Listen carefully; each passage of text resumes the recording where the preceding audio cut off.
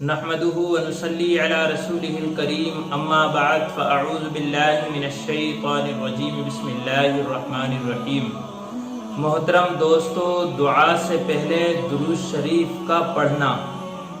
آئیے اس موضوع پر حدیث شریف کے حوالے سے روشنی ڈالتے ہیں، تو چلیے شروع کرتے ہیں۔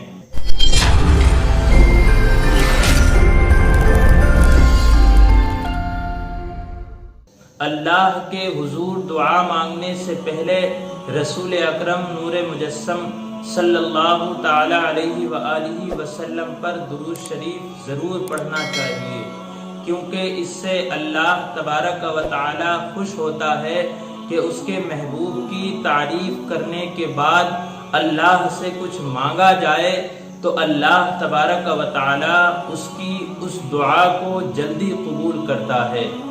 حضرت عمر فاروق اعظم رضی اللہ تعالیٰ عنہ بیان کرتے ہیں کہ دعا زمین اور آسمان کے درمیان معلق رہتی ہے، اس میں سے کچھ بھی اوپر نہیں جاتا جب تک کہ رسول اکرم نور مجسم صلی اللہ تعالیٰ علیہ وآلہ وسلم پر ہدیہ درود شریف نہ بھیجا جائے۔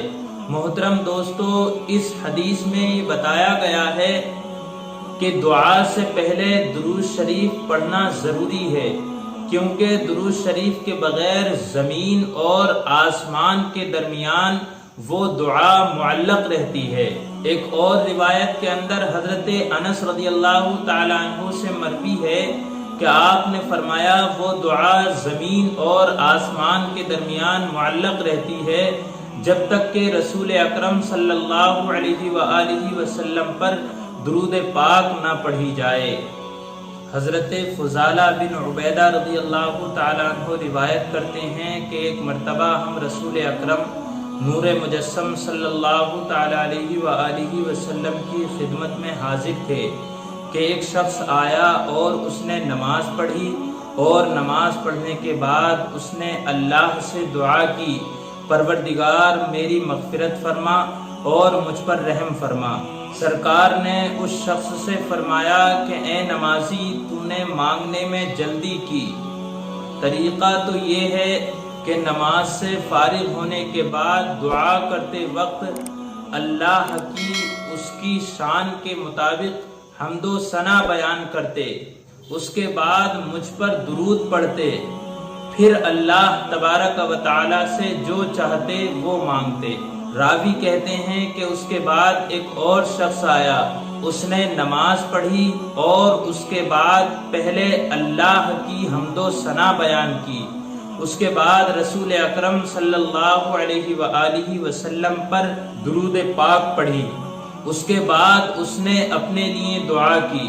تو آپ نے اس شخص سے فرمایا کہ اے نمازی، اب تو اپنے لیے دعا کر، تو جو دعا مانگے گا وہ قبول ہوگی۔ اس حدیث مبارک کے اندر دعا مانگنے کا سب سے بہتر طریقہ یہ بتایا گیا ہے کہ پہلے اللہ کی حمد و ثنا بیان کی جائے، اس کے بعد رسول اکرم صلی اللہ علیہ وآلہ وسلم پر درود پاک بھیجی جائے، اور اس کے بعد جو دعا مانگی جائے گی اللہ تبارک و تعالی اس کو قبول فرمائے گا۔ حضرت عبداللہ ابن مسعود رضی اللہ تعالی عنہ بیان کرتے ہیں کہ ایک دن میں نماز پڑھ رہا تھا اور رسول اکرم صلی اللہ علیہ وآلہ وسلم بھی تشریف فرما تھے۔ آپ کے ساتھ حضرت سیدنا ابو بکر صدیق اور سیدنا عمر فاروق اعظم رضی اللہ تعالی عنہما بھی موجود تھے۔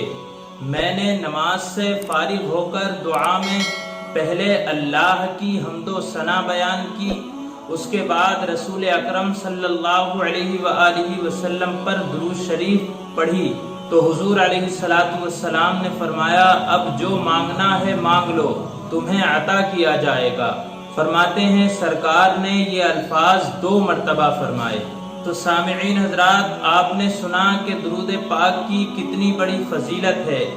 اللہ تبارک و تعالی سے دعا ہے پروردگار عالم ہمیں کثرت سے درود پاک پڑھنے کی توفیق عطا فرمائے، آمین۔